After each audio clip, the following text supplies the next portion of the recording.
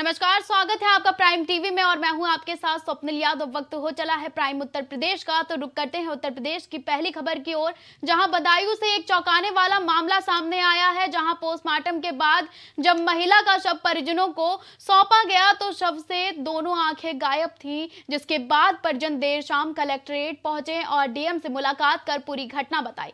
इसके बाद सीएमओ को जांच का आदेश दिया। वहीं महिला के शव का दोबारा पोस्टमार्टम कराने का भी आदेश दिया गया है। पूरा मामला मुजरिया थाना के रसूला गांव का है, जहां रहने वाले जोगेंद्र के साथ पूजा की 9 महीने पहले शादी हुई थी और रविवार को पूजा के ससुराल में संदिग्ध हालत में मौत हो गई और शव कमरे में लटका मिला था, जिसके बाद मायके वालों की तहरीर पर आत्महत्या के लिए उकसाने की एफआईआर दर्ज हुई और पुलिस ने शव को पोस्टमार्टम के लिए भेज दिया। इसके बाद शव परिजनों को सौंप दिया, लेकिन शव की आंख न होने के कारण दोबारा शव का पोस्टमार्टम किया गया। फिलहाल परिजनों ने पोस्टमार्टम हाउस के कर्मचारी, फार्मासिस्ट और डॉक्टर पर आंखें गायब करने का आरोप लगाया है और डीएम ने कहा है कि जांच के बाद कार्रवाई की जाएगी।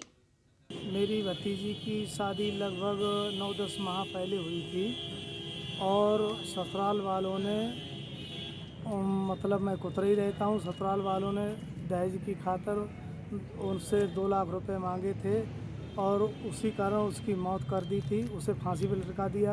उसे हम वहाँ से लाए थे जिला अस्पताल में, उसके लिए भर्ती कर दिया था उसके लाश के लिए। तभी हम सभी लोग ग्रामीण आए थे, अपनी साथ सभी लोग। तभी हमने देखा था उसका मतलब पोस्टमार्टम हुआ। पोस्टमार्टम के जब हमने घर लेके गए थे उस लाश के लिए, तब सब सारे लोग गांव वाले आए थे। तब देखा था उस हमारी भतीजी की आंखें नहीं थी। तभी सब लोगों ने कहा, इसीलिए हम डीएम साहब के यहाँ प्राणी आए हैं।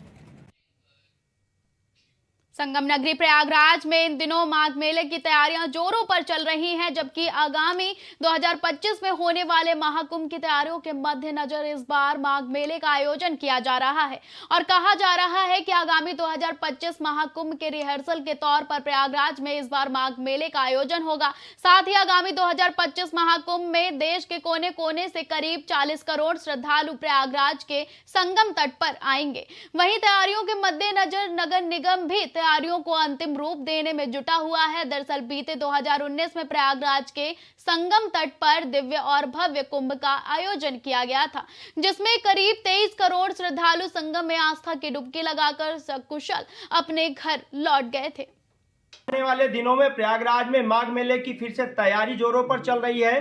कहा यह भी जा रहा है कि ये जो माघ मेला है ये 2025 के महाकुंभ का रिहर्सल कहा जाएगा। ऐसे में हम इसी मुद्दे पर बातचीत करेंगे। हमारे साथ बातचीत करने के लिए प्रयागराज के मेयर गणेश केसरवानी जी हैं। सर, आपका बहुत स्वागत है प्राइम टीवी पर। किस तरीके से माघ मेले की तैयारी है वो की जा रही है, किस तरीके से नगर निगम अपने कार्य को अंजाम दे रहा है? बहुत बहुत शुभकामनाएं प्रयागराज के सभी सम्मानित नागरिक बहनों भाइयों को। निश्चित रूप से प्रयाग का कुंभ मेला केवल प्रयाग का कुंभ मेला नहीं, पूरे भारत का गौरव है। इस देश की संस्कृति, परंपरा, मान्यताओं को वैश्विक स्तर प्रयाग का यह कुंभ मेला प्रदान करता है और इस नाते देश के लोकप्रिय प्रधानमंत्री आदरणीय नरेंद्र मोदी जी, उत्तर प्रदेश के मुख्यमंत्री आदरणीय योगी आदित्यनाथ जी, इन सब लोगों के अथक प्रयास से प्रयागराज का 2025 का महाकुंभ ऐतिहासिक कुंभ होगा, अद्वितीय होगा। नगर निगम की जो इसमें भूमिका है, इस शहर की बुनियादी सुविधाओं को लेकर के पूरी मुस्तैदी के साथ नगर निगम सारी योजनाओं को बना करके व्यापक स्तर पर कार्य योजना तैयार किया है और काम भी प्रारंभ हो गया है। सारी सड़कें नवीनीकरण हो रही है, चौराहे सुंदरीकरण हो रहे हैं, जो आंतरिक गलियां हमारी हैं वो भी बड़े तेज़ी से के साथ उनका व्यापक विकास हो रहा है और जो नगर निगम की सीमा में विस्तारित क्षेत्र आए हैं, मुख्यमंत्री नगर सृजन योजना के माध्यम से उन सभी विस्तारित क्षेत्रों का भी चतुर्दिक विकास प्रारंभ हो गया। काम दिखाई पड़ रहा है, सारी सड़कें बनती हुई दिखाई पड़ रही हैं। तो बुनियादी स्तर पर कुंभ मेला को सफल बनाने के लिए, माघ मेला को सफल बनाने के लिए नगर निगम पूरी मुस्तैदी के साथ योजना बना करके अपने कार्यों को अंजाम दे रहा है। इस नाते मैं कह सकता हूँ कि जिन कल्पनाओं को लेकर के, आकांक्षाओं को लेकर के दुनिया भर के लोग प्रयाग आएंगे, प्रयागराज उनकी सारी अपेक्षाओं को पूरा करने में सफल है। बिल्कुल, अब तस्वीरें साफ तौर पर बताती हैं कि संगम नगरी प्रयागराज की ख्याति पूरे विश्व में क्यों है, क्योंकि बीते 2019 में प्रयागराज में दिव्य और भव्य कुंभ का आयोजन किया गया था।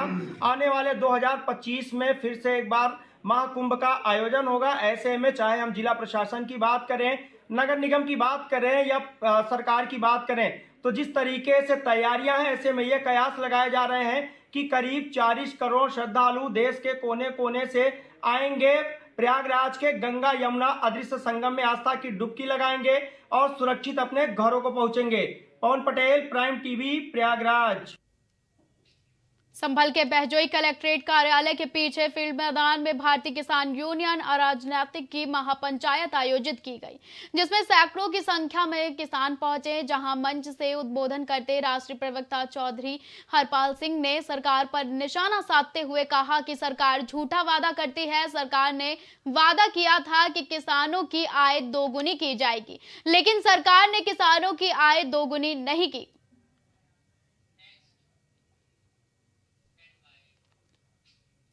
संभल में जिलाधिकारी मनीष बंसल ने विकास खंड बैजोई के उच्च प्राथमिक विद्यालय खजरा खाकम में का औचक निरीक्षण किया और निरीक्षण के समय विद्यालय की दीवार पर विद्यालय का यूडाइस कोड अंकित नहीं पाया गया और उपस्थित छात्रों की संख्या भी अंकित नहीं पाई गई। कक्षाओं के स्थान पर बच्चों को बाहर बिठाया गया था, साथ ही मिड डे मील भी बच्चों को नहीं दिया गया। शौचालय भी खराब स्थिति में पाए गए, जिसके बाद जिलाधिकारी ने बेसिक शिक्षा अधिकारी और इंचार्ज प्रधान अध्यापिका मंजू कुमारी को विद्यालय में अव्यवस्था पाए जाने के कारण निलंबित करने के निर्देश दिए।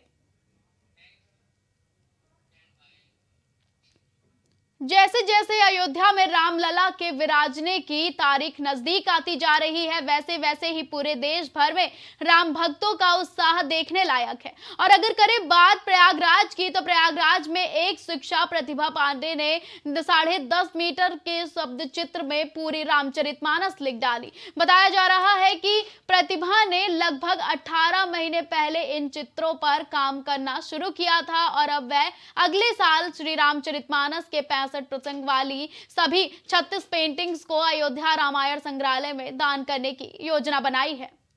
प्रेरणा ये मुझे आई थी कोविड के समय में, जब कोविड में सारी चीज़ें बंद थी और हम लोग घरों में बंद थे। तो उस समय मैंने आर्ट, मेरा पैशन था, तो मैंने आर्ट बनानी शुरू की और कुछ मैंने जगह देखी जहाँ पर, जैसे सोशल मीडिया पर भी मैंने कुछ लोगों को देखा और फिर साथ में कुछ मैं स्टडीज़ में थी तो मैंने कुछ जनजातियों को देखा, वो लोग भी पूरा गोदना से पूरे राम लिखते हैं। तो मैं आध्यात्मिक प्रवृत्ति की रही हूँ शुरू से, तो मैंने, और मेरी दादी लिखती थी राम, कॉपियों में राम लिखती थी, तो वो सारी चीज़ें मुझे रिकॉल हुई जब मैंने ये सब राम को देख करके चित्र बनाते हुए लोगों को देखा। तभी मैंने मेडिटेशन पॉइंट से मैंने शुरू किया था कि मैं थोड़े थोड़े चित्र बनाऊंगी, लेकिन मैंने तब नहीं सोचा था कि मैं इतना ज़्यादा इसमें रम जाऊंगी। ये 300 GSM का ये पूरा पेपर का रोल है, तो उस पर मैंने ये शुरू किया था। वैसे इसके पहले मैंने बहुत सारी, करीब 50-60 पेंटिंग्स तो मैंने छोटी बड़ी बनाई थी, राम पर आधारित, कुछ कृष्ण, और भी जितने भी माइथोलॉजिकल पेंटिंग्स हैं वो मैंने बनाई थी। इसमें खास ये है, जो मेरा स्क्रोल है उसमें खास ये है कि इसमें मैंने पूरी मानस लिखी है और साथ में अयोध्या पर ही आधारित ये पेंटिंग्स हैं। इसमें अयोध्या के मंदिर हैं, इसमें श्री रामलला विराजमान और कनक भवन है, हनुमानगढ़ी है, ये पूरा उसमें मैंने बनाने की कोशिश की है। दलित समुदाय के 2 बंदियों की सुल्तानपुर जेल में हुई मौत के मामले में एक नया मोड़ सामने आया है, जहां सीजेएम सपना त्रिपाठी की जांच रिपोर्ट में सुसाइड की बात को नकारते हुए बंदियों की हत्या किए जाने की पुष्टि की है और जेल प्रशासन को दोषी मांगा गया है। वहीं बताया जा रहा है कि दिसंबर महीने में आई इस रिपोर्ट को संज्ञान में लेकर शासन ने दोषियों पर कार्रवाई नहीं की, जिसके बाद अब आजाद अधिकार सेना ने राष्ट्रीय अध्यक्ष और पूर्व IPS अमिताभ ठाकुर ने जेल प्रशासन पर FIR दर्ज करने की मांग की है।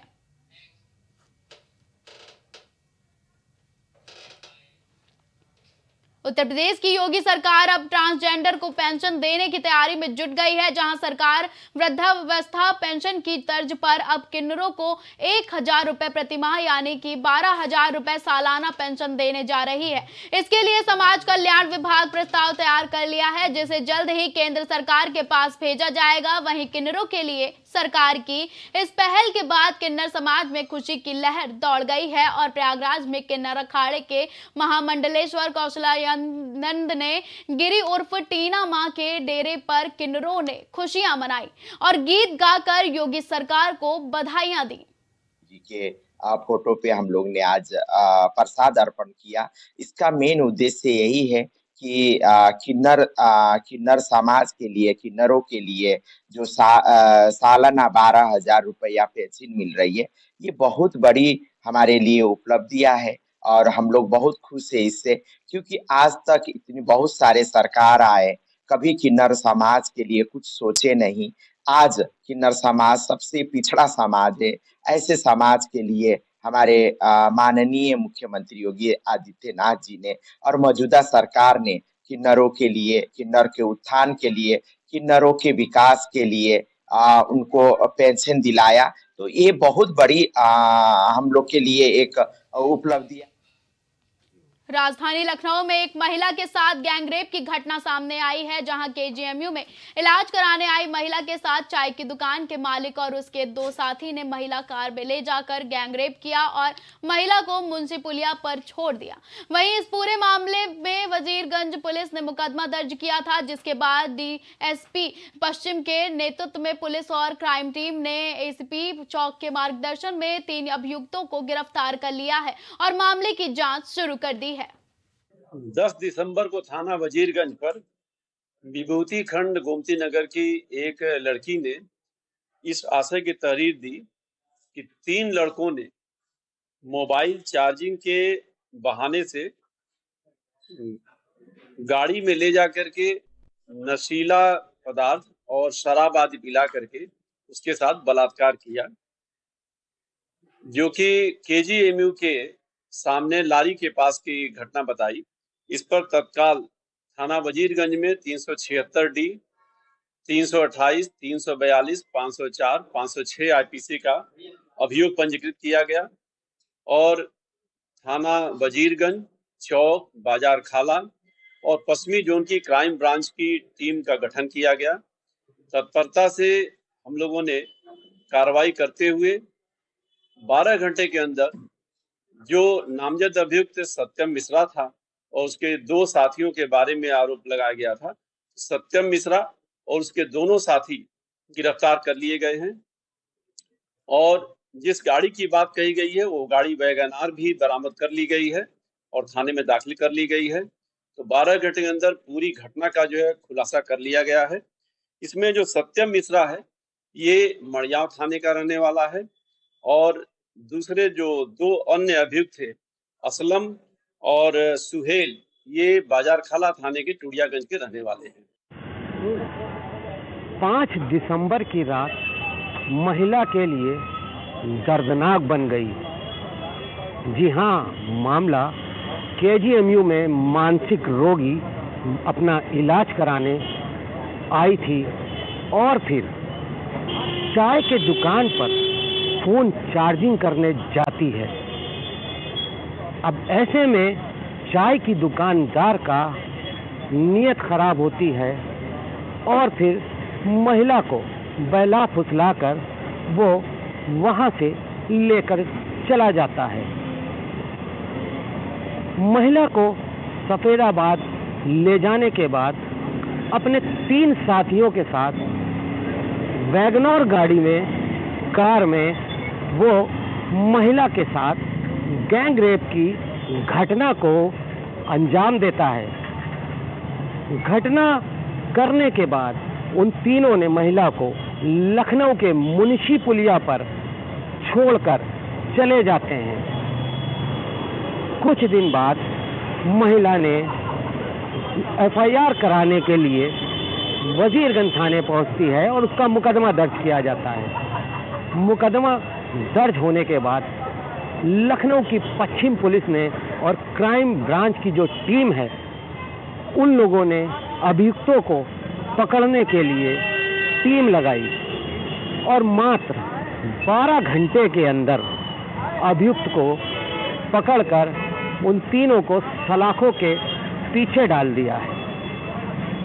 लखनऊ पश्चिम की इस कार्य से महिला को इंसाफ मिल गया है, लेकिन इस तरीके की घटना करने वाले आरोपियों पर कैसे लगाम लगाई जाए और महिला को इस तरीके से ले जाकर ऐसी दर्दनाक और हैवानियत की घटना को अंजाम देने वालों पर कैसे रोका जाए, ये एक बड़ा सवाल है, ताकि कोई आगे इस तरीके की घटना न हो सके। फिलहाल पुलिस ने तीनों को पकड़कर जेल भेजने की कार्रवाई कर दी है। लखनऊ से प्राइम टीवी के लिए उवैस। राष्ट्रीय राजधानी की लाइफलाइन कही जाने वाली दिल्ली मेट्रो अक्सर किसी न किसी वजह से चर्चा में रहती है। इसी बीच दिल्ली के शादीपुर मेट्रो स्टेशन की एक घटना सामने आई है, जहां एक लड़की मेट्रो स्टेशन से आगे निकलकर ट्रैक के सहारे बाउंड्री के जरिए आगे निकल गई और फिर वहां से नीचे कूदकर सुसाइड की धमकी देने लगी। जिसके बाद इस वाकये को जब मेट्रो पुलिस और नीचे रोड से गुजर रहे लोगों ने देखा तो उन्होंने शोर मचाना शुरू कर दिया। इस बीच पुलिस ने लड़की को बातों में उलझा रखा और मेट्रो स्टाफ की मदद से लड़की को कूदने से पहले उसे बचा लिया। फिलहाल पुलिस मामले की जांच में जुटी हुई है।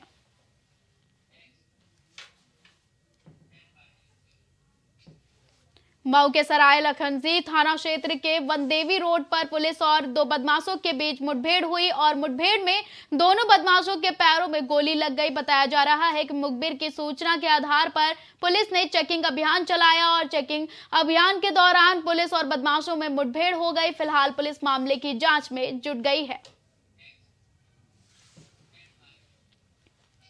बहराइच लखनऊ मार्ग पर मदनकोठी गांव के पास सड़क किनारे खड़े ट्रैक्टर ट्राली में एक कार पीछे से टकरा गई और हादसे में जिले के रसिया थाना क्षेत्र में तैनात हेड कांस्टेबल बेटा और चालक की मौत हो गई, जबकि पत्नी और एक बेटा समेत 2 घायल हैं। वहीं सूचना पर पहुंची पुलिस ने शव को कब्जे में लेकर पोस्टमार्टम के लिए भेज दिया है और घायलों का इलाज लखनऊ में जारी है।